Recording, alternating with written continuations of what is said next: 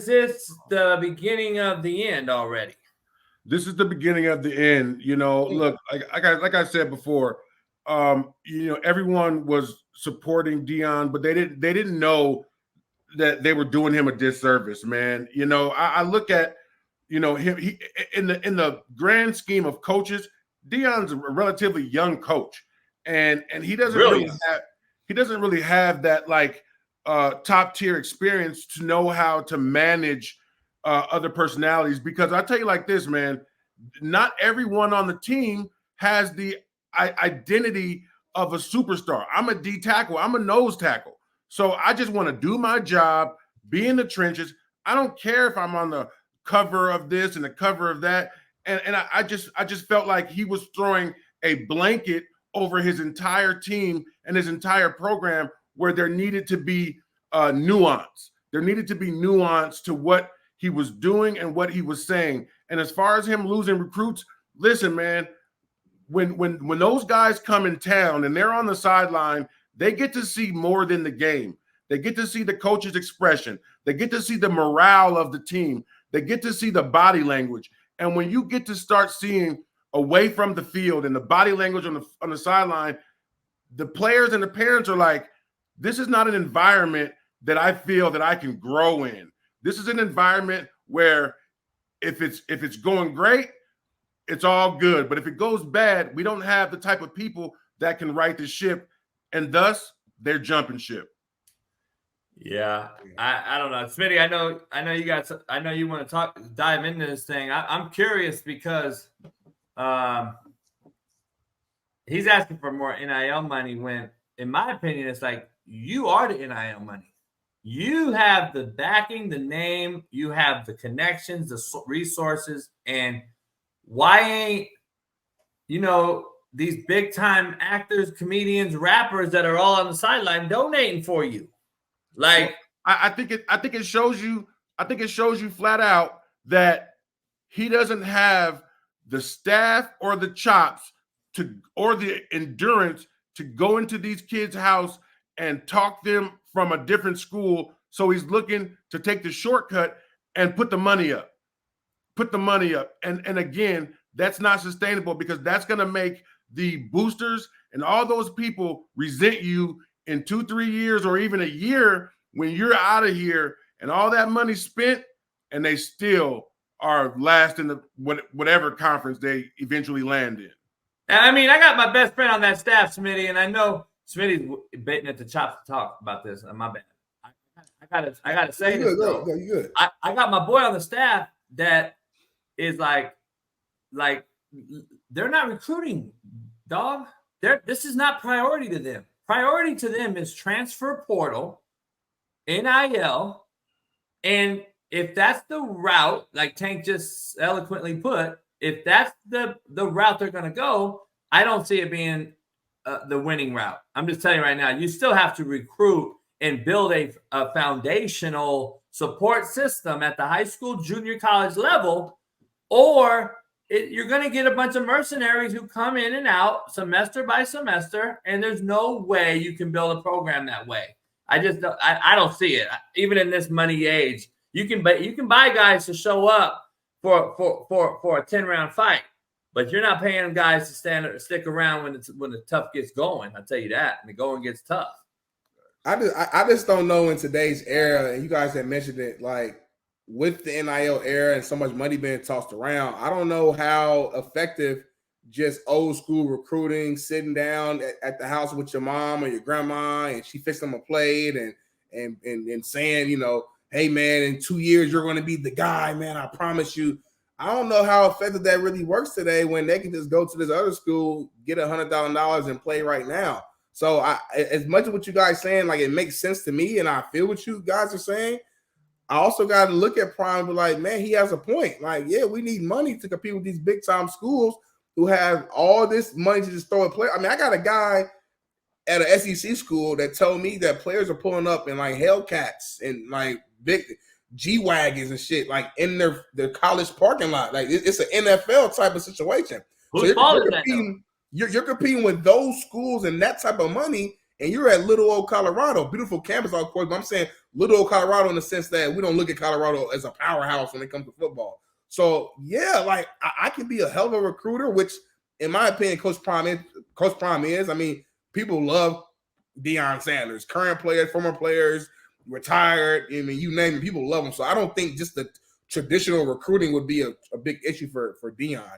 But when money is a huge factor in today's game, which it is, I mean, if I'm a kid and I go to Colorado and I might get $20,000, maybe I go to A&M and they're gonna give me $200,000. I can love Prime all as much as I want to, but if I'm in a 1-bedroom apartment in the hood with me and my mom and my little sister, and this school is trying to give me $200,000 right now, and I can help my mom out with the rent, I'm going to get the $200,000. It ain't got nothing to do about recruiting. So I just think that where the game is today, money does play a huge role, and he just being transparent and saying, "Hey, I hate to say it, but if we want to get where we want to get to, then we need to have the right money in order to sustain some of these recruits and bring on the big time names." And then one last thing, I know Tank said that this is the beginning of the end. You might be right, but only time will tell.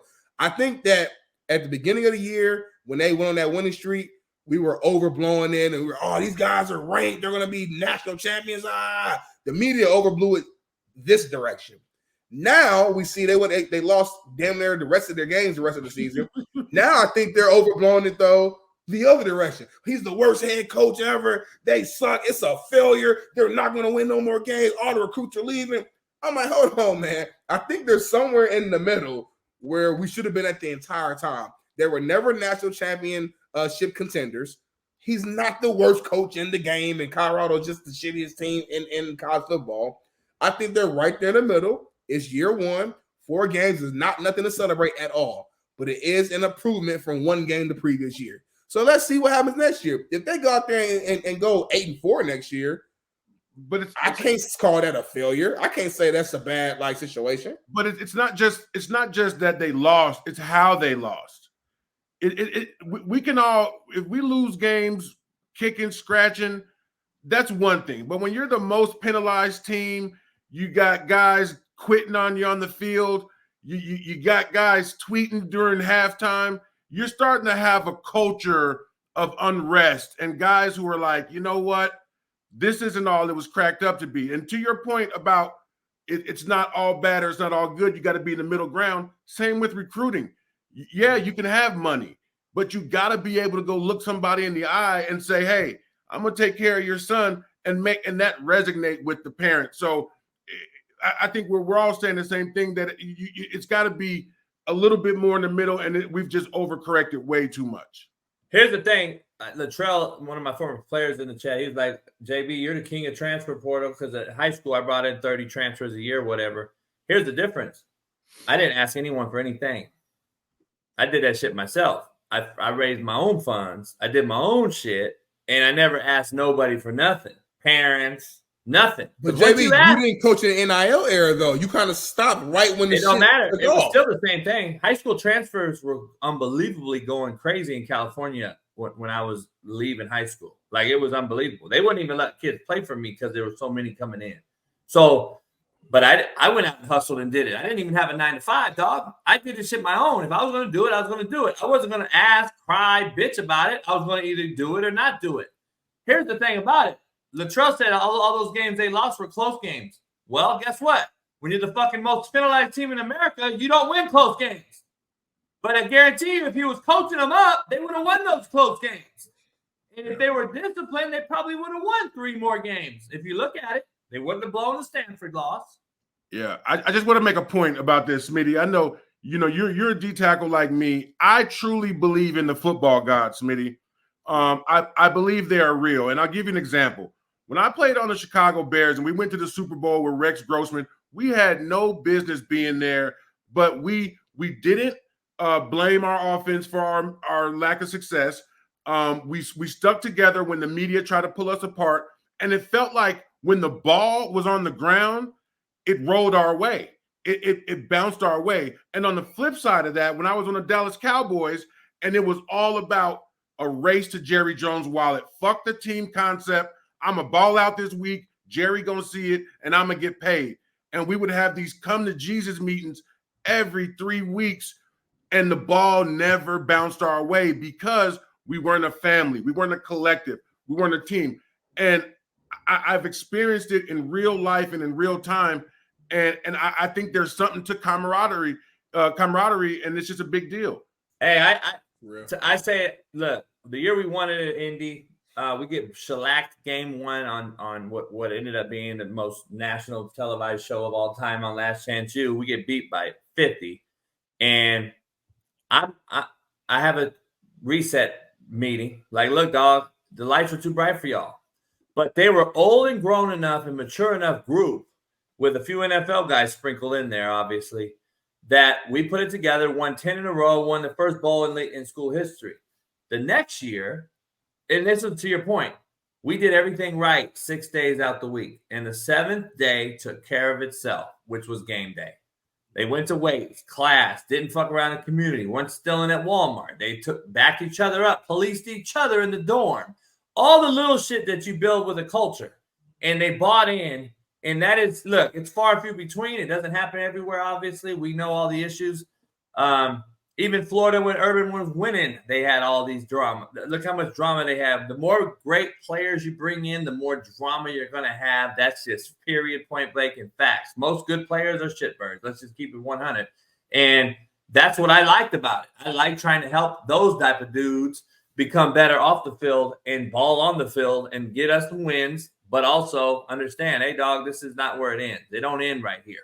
And I don't know if people realize, like, the next year we had the same talent tank and we go 2-8 because we lost 6 days out the week.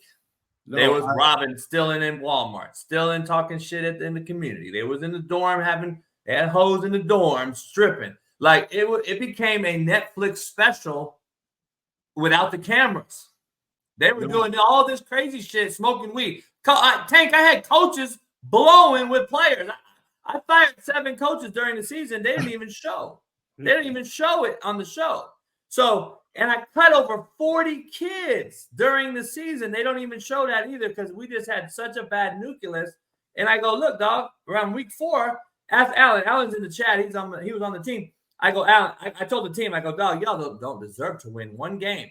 Tank, we lost games by 1, 2, field goal, 1, 3, 2. We lost all the games that way. And I said, y'all don't deserve to win because we would have won those games last year. Y'all losing them because the ball ain't bouncing your way because you're doing shitbird things in the other 6 days of this other week. So I believe what you're saying. Football gods matter. Yeah, no. My final point would be this, right? So when I was on the Bengals, we went 11-5. We went to the playoffs, and we had a year unlike any other in Cincinnati. The next year, we signed Terrell Owens. So we had Chad Ocho and we had T.O. and we had Hard Knocks with us. And these boys, these guys went up there and said, it's Super Bowl or bust with me and T.O. and put a target on our back that we couldn't handle. And we went, I don't know, whatever it was, 4-12 or whatever the year was. But it just goes to show you that a team like the Bengals, hey, if you do everything right, you stick together, you're gonna have success. But when you get too big for your britches, you get smacked down. Yeah, I'd say the same shit. I don't know. It's tough. It's a tough business though, man. This business says. I was talking to E-Dub. He said, "Tell you what's up, Eric Weddle. He comes on every Monday." We were talking last night, and he was like, "Dog, this between social media and paying these kids has become some of the worst shit we've seen as far as what it's done. We're all for paying kids, don't get it twisted, but it's a way to do it, and we're not doing it the right way." Yeah, I've got a deeper point on that. Like, in college, I always thought that you should create a deferred annuity for these guys, where what they generate during the year, they generate it. They work with an economics professor on how to grow that money. When you graduate, you get a one-time lump sum to take it out, and you can grow that money until you're 30 and be able to start your life. the reason that I don't feel that there's very many drug indictments and kids overdosing in college is because they're broke. These kids are so they're 1 foot in the hood and 1 foot out. So you give that kid $200,000 and Big Cuz says, "Hey nephew, I got this. All I need is 70 grand and I could turn that into 200-300." You're going to start seeing college athletes caught up in huge drug indictments because these kids they're 1 foot in the hood and they're 1 foot out. And then as far as the white boys go, the steroids and stuff, right? White boys, they wasn't going all ham on the steroids because steroids are expensive. Now you give those same white boys. It died out. Now it's back. Notice? Yeah, you give them an extra $100,000. Well, guess what? Now they're on the black market buying all these steroids, trying to do the most. And so I think it's dangerous more than anything. And I think we're doing the players a disservice by not educating them along the way when it comes to finances.